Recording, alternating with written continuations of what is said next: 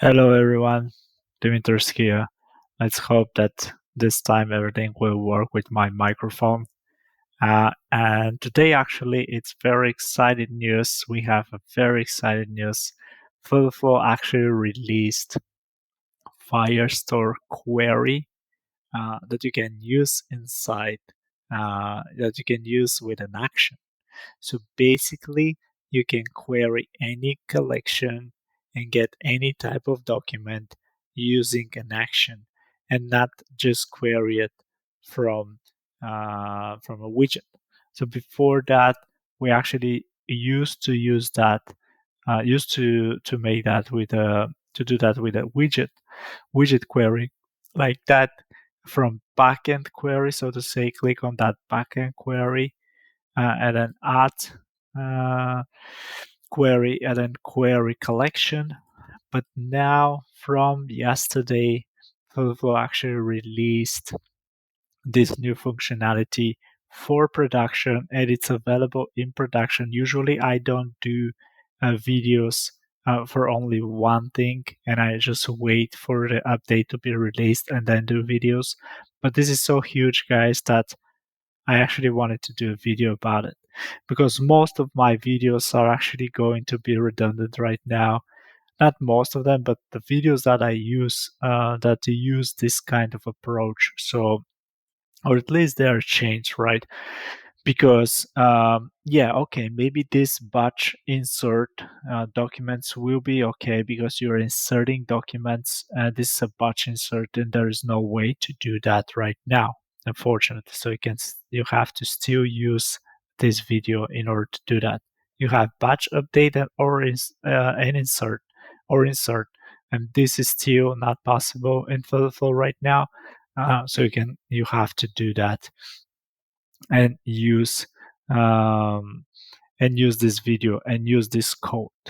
Okay, but let's go through. So retrieve list and single documents.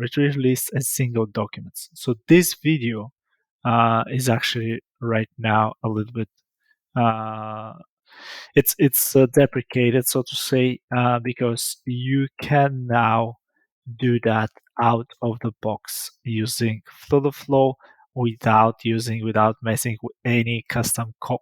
So if I go back to my FlutterFlow, this is actually how you can do that. But let's go back to the videos just to see which. So this video is affected.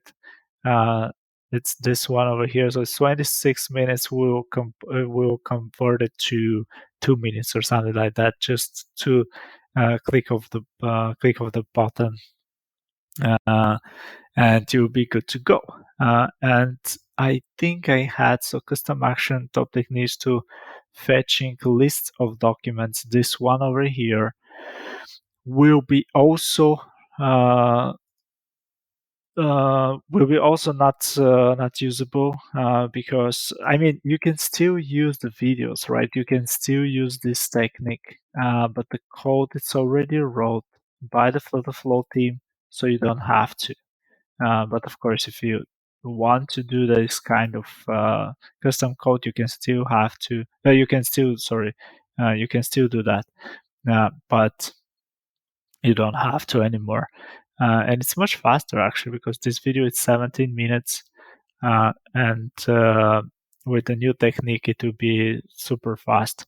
Okay, so there are two videos, and then there are some videos that I used actually this technique, and for one of them that I remember, it's where's the video? Where's the video? I can't find my old videos. It's the routing one, which is I think it should be somewhere over here.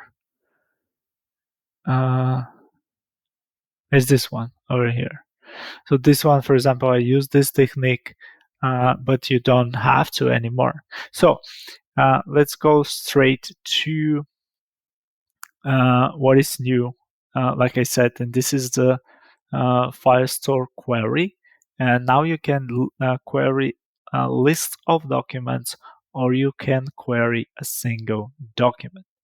So right now, currently, of the recording of this video that was released just yesterday. So the single document, currently I have issues with that, but I will show you what I mean. And but you can always use the list of documents, and you should not still have any issues with that. But you can have as many as you like. So you can list, you can query one collection, you can query another collection, and so on and so forth. You can query as many collections as you want. And this is how you do it. You just go to add a new action, click on backend, click on Firebase, and this is the new one. It says query collection. Click on query collection, and then you can query any collection you want. And I can query, for example, this open collection, and then I can have the filter, and I can order it by, and that's great. And we'll actually try that right now. I already have set up. I already have set up the collection, so let me show you. Now I have two actions inside my action flow and my on-page load. I have those two actions, and it's very important actually to write your action output variable name, because if you don't write that, there is no way to actually access this action, or at least it will be hard to access it. So make sure that you write. I wrote here open docs, because this is a list of documents, and here I wrote open doc, a single document, because I'm retrieving a single document. So using the single document, actually, like I said, I had difficulties. I had an error actually using that. So that's why I am using the open docs. I'm using the list of documents, and I'm actually getting only the first document. And I put right now I put the default variable, and if I don't put it, actually I will get a no error. So let me show you what I mean. If I delete this one right now, we'll start with an error, and then okay. So this is the app that I'm using, and this is the menu. And if I click Firebase query collection right now, and you can actually see the error. It is a no error. It's the red screen of death, so I'm calling it. And if I go back over here, and if I just write some default value, the error will go away. So if I write default and then go back, instant reload this page right now, and now it's loaded. This is the menu, and now I click Firebase query, and now you can actually see default. And then for some reason, actually, I have to click with the mouse to see the actual results. I'm not sure if this is because FlutterFlow, I'm using it in test mode and run mode. But the good thing is that I already report that to FlutterFlow about this issue. So let's hope that they will fix it as soon as possible. But for now, like I said, the workaround will be to just have always a default value. Because like I said, if you don't have it, it will just give you a no error. Okay, great. And then this is a single document. I actually tried that. I tried the same technique using a single document, but it was unfortunately not working. And that's why I'm actually, like I said, I'm using the list of documents, and then I'm getting just the first document over here. And then for using the list of documents, you have to just have a colon, for example, list view. It doesn't really matter. This will be empty. Backend query will be empty, and then generated dynamic children will be the one that you want to use, and then go to value and click on the value, and this will be open docs, which is coming from the action output. So this is coming from the action output, no further changes. Click confirm, and then this is the name of the document, which is, or the name of the collection, which is my case is open. And then after that, when you're generated the list of children, you can have, for example, I have a text, and this text will be, let's say, it could be the name, right? So it's from open item, and then the name, and then get document properties, name, and then always put, like I said, a default value right now. And because if you don't do it, you get the no error right now. But like I said, I spoke with the FlutterFlow team about it. I reported this issue. So let's hope that by the time of you watching this video, you will not have to do that. But yeah, try that. If it's working, it's working. If it's not, you have to still do it. Great. So that's the video, actually. That was everything that I wanted to do and to show you. But before you go, actually, maybe it's good to show you or to tell you why you want to use query it from from an action and not from a widget. So we'll dive deep into that now. Okay, so let's talk a little bit about why you want to actually use that, why you want to use, why you want to query this from an action and not from a widget. So the new thing right now is that you can query it from an action, like I said, and I'll actually delete the single document query because I don't need it. I'm not using it. I will just leave the list one, and then um, you can, of course, you can query it from here, let's say, or you can have something, some other way, or you can have a text or whatever, and you can actually query it from there as well. So it will be the same thing. So if I have, let's say that I have, for example, I'm queried over to this text, and I can query it from here. And you probably already know that I can have open and then query it from over here, right? So I can query it from over here, and then I can use it uh, inside here as well. So if I go generate dynamic children, and I'm going to query it from the action, but I can also query it from the text as well. And I think right now it's not working because the text is the same level as the collection, so that's why I cannot see it. But if I move that to another, let's say I wrap it into a container, and then inside this container, I will do it. Actually, I will make it 100% to 100%. And then I will query it from here. So if I query it from here, and then query open list of documents, great. And this is now, I should now be able to query it from here. So you can actually see it. This is from the widget. This is coming from the widget, and this is coming from the onload action.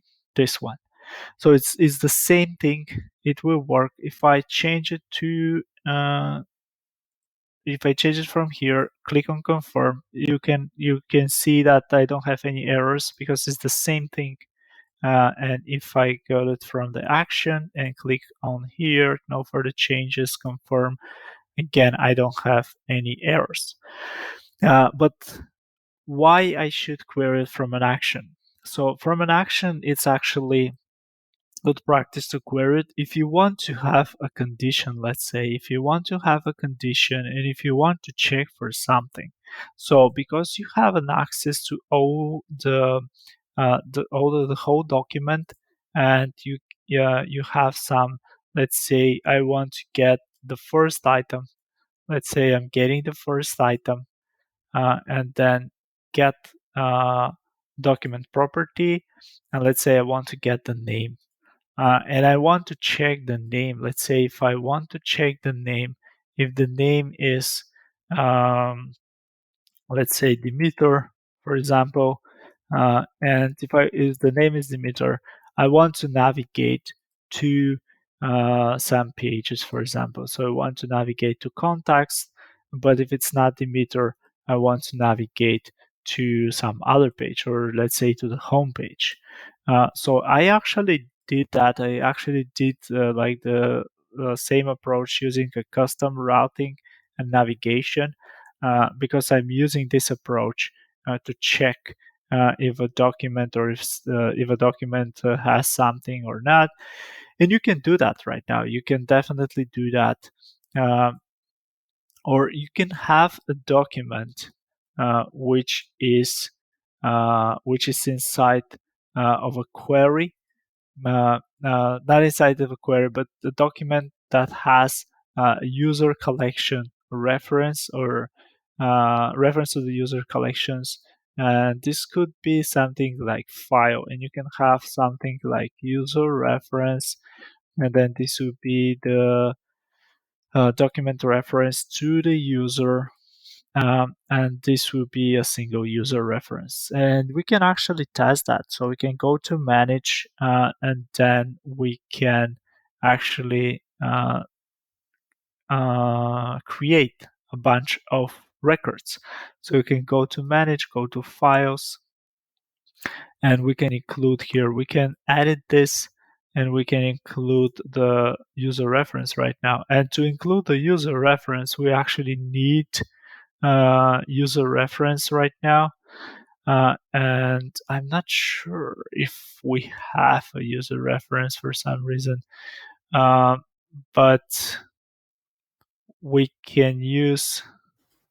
So yeah, we have a user reference. This is the user reference, for example, for one of the users update document, and now we have the user reference.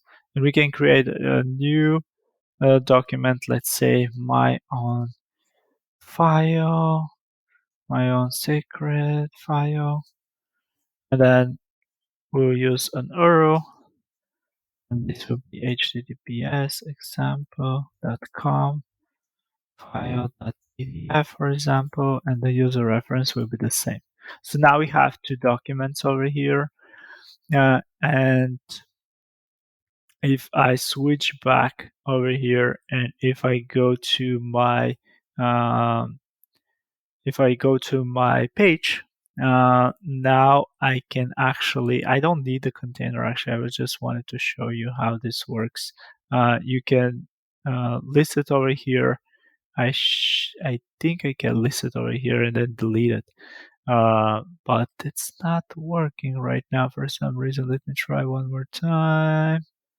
Okay, so maybe I can move the container. So let me copy this colon and put it in the scaffold, and let's say replace.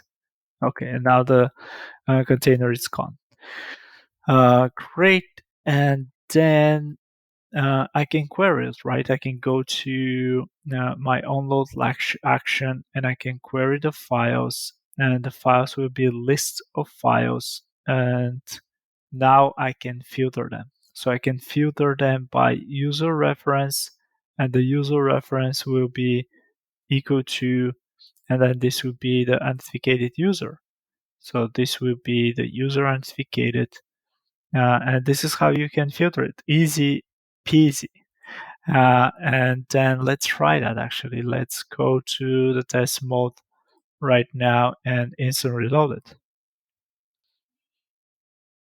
So the test mode is now ready. If I click this, you can actually see the default. But if I click on default, right now it's working like that. I have to report that. I already report that to the full team, but you can actually see the result. The file, the name of the file, it's my own secret file and my own secret file, because this is the same user actually. The user ID, it's the same as this one. But in theory, if I change that actually, and if I remove one, this will be another user. And if I update it and go back to my page, and now if I have to go back and go to the same page again, click over this, and now I have my own secret file, and that is actually because I'm actually querying, and I'm querying at the same file. So I query the first file, which I can actually remove that because I'm using like a single query, and then I'm querying a list of documents. So let's try to remove that. Let's try to move that actually above this. And I think I'm not sure why I cannot do that, but I can copy it, right? I can copy it, click on the scaffold, paste it, replace, and now it's gone. And now I have only this one, which is only the list of documents that I have.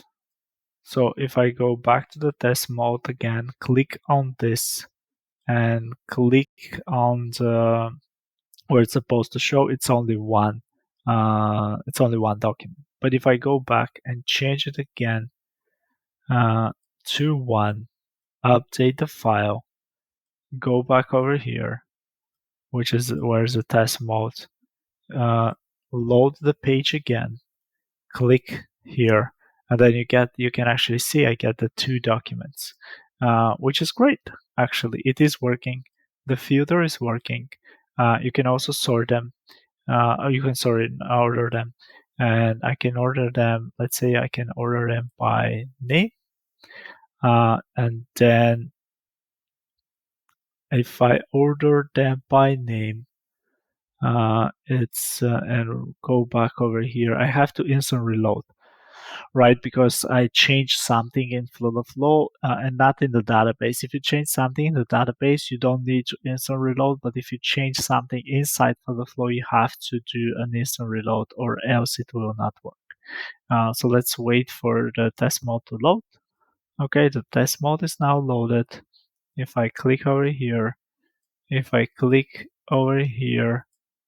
I should be able to see the sorting, but I'm not seeing it right now. What could be the reason? Okay, that's weird. Yeah, so I removed the sorting, the order, and now it's working fine. So maybe this is another issue in FlutterFlow right now. But like I said, that was just released yesterday. So I think everything will be fixed by the time you watch this video. And of course, you can use a limit here, so you can limit the results as well. Like I showed you, you can use a filter. So before we jump to the end of this video, let's actually show you which codes no longer need to be used from my GitHub repo. Okay, so let's go through together from all the codes that will be that you can actually use natively in FlutterFlow right now using this new action. So the bunch are still going to. You still need to use code for them because we don't have such an action in FlutterFlow right now. We don't have a bunch update or delete or insert. We don't have that. But getting a document now, this should be able to do that. So for example, in this case over here, I'm getting a document using a document reference. And we actually did that. If you remember, if I switch back to FlutterFlow, we're actually getting a list of documents using a reference to the user. So this one will be a code that you can actually do it right now without needing to write any code. And this one will be using a filter. So this is like searching for something, right? So you can, for example, search if the name is my file.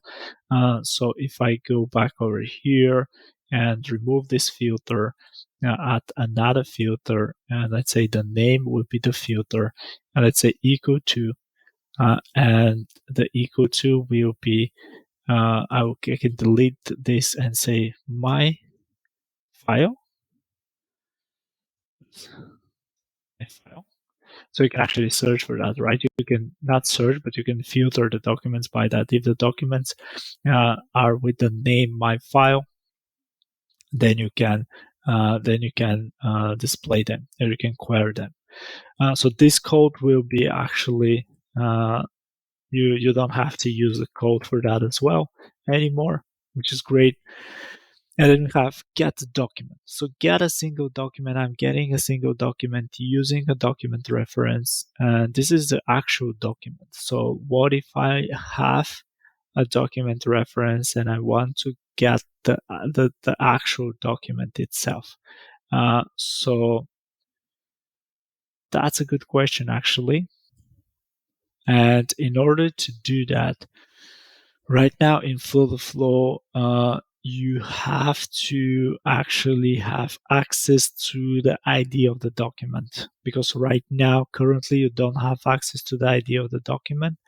But you can have something like ID of the document, and then write the ID of the document when you're creating the actual document. So let me show you what I mean.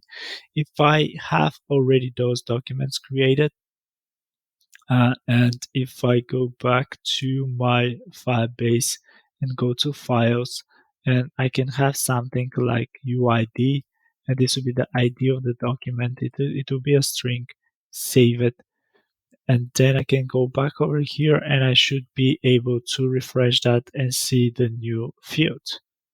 So now it's refreshed, you see the new field, and now I can actually just click here and this will be copied, the ID will be copied, and then I have to have the ID. So I can actually have only the ID. I think only the ID will work for me, and I can copy this ID and put it over here. So you can actually, I think you can do it automatically, that when you create a file, you can update it with the ID of the file.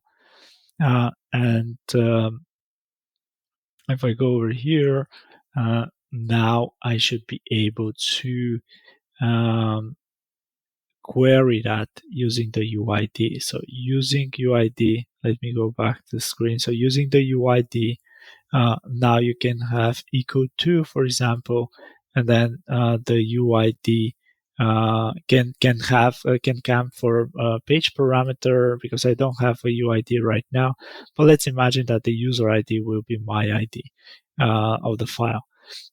So you can query it like that.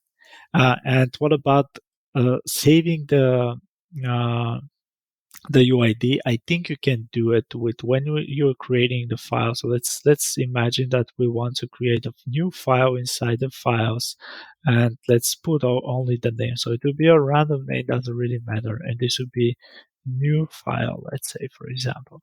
Then when we created the new file, I think we can update it. Let's try that and see. I think we can update it with this will be the reference, which will be an action output new file, and this will be the sorry, it's not a user reference, it's the document reference. So action output new file, and then the reference, continue, and then I want to update not the name but the UID, and I want the UID to be from variable, and I want to be from action outputs new file, and I want to put the reference here. So this is how you can update it. So when you create a file, you can update the file to include, not the file, sorry, but the document to include the UID. This is how you can create that. Great. And then this is how you do it. This is how you filter it by the ID. That's the code over here. So this code will be, you can use it like with the FlutterFlow, just using this action, those new actions, or this new action. Actually, it's only one action. Great. And then what about this one? What about getting documents from collection? Let me show you that. It's just getting documents, getting a list of documents from collection. So it will be like that. So, and done. You're done, actually. That's it. That's it. That's everything you need to do. And that was the whole code over here. which is now you can use it with FlutterFlow, um, the action from FlutterFlow. Great. And then what about get documents? So get documents will be from list of document reference. This will be a list of document reference. You want to get the docs. I don't think this is currently possible right now in FlutterFlow, but you probably can do it if you have a list of, if you filter it by a list of, yeah, probably it's not, I don't think you can do it. So I think this code should stay because you cannot, right now, at least I don't see a way to get only documents from the list of documents. Or maybe I'm mistaken. I don't know. Let me know in the comments below uh, if you can do it, but I don't think you can. And then we have the random document. I think this get the random document. I think this should stay as well because we're getting a random document, and I don't think there is an option to get a random document right now. Okay, so inserting and updating will you don't have an alternative for that. So it's you have to use custom code for that, and then that's it actually. But that turns out to be one, two, three, four, like four files and two videos that you can use the new technique right now uh, using this single action, which is so weighted. And this video turned out to be a long video, but I just wanted to explain everything about this action, why you want to use it, where you want to use it, and what it can be, what it can do for you. So I hope that video was helpful for you guys. Thank you. And before you go, I just want to let you know that I set up a Discord channel, which will be for my 3,000 subscribers. So thank you very much for everyone who subscribed to the channel. The Discord channel will be officially announced when I reach the 3,000 subscribers. It is well structured. It will be well structured with the general tab, which you can see the info, the news, and we will have also click to talk. So you can actually talk to other members of the channel. And we have the YouTube videos as well, where you can see all the YouTube videos. You can also have, if you want to, if you want to request a video, you can go to video requests, and then we have the paid members from YouTube, which they have a separate channel where they can talk. I also have from the mentoring sessions, we have the paid members. And then it's structured by backend, FlutterFlow, API calls, Superbase, SQLite, and then you have the design where you can ask design questions. We have the custom code, which is code expressions, custom functions, custom widgets, custom actions, and FlutterFlow source code. We can talk about the FlutterFlow source code as well, and we have integrations as well, pub, dev, packages, platforms, if you want to integrate different platforms. We have the general integrations. And then we have, you don't see it from my face, but we have also the settings. We have the dynamic links, we have the push notifications, we have the app settings, we have the Android deployment, we have the iOS deployment, and we have the web deployment. And the last thing that we have is actually we have the languages, and we have other languages. So we have like Swedish, for example, Spanish, Portuguese, and all other languages that people from those countries or those languages can talk in their own language. So yeah, like I said, thank you very much for all the subscribers. And before you go,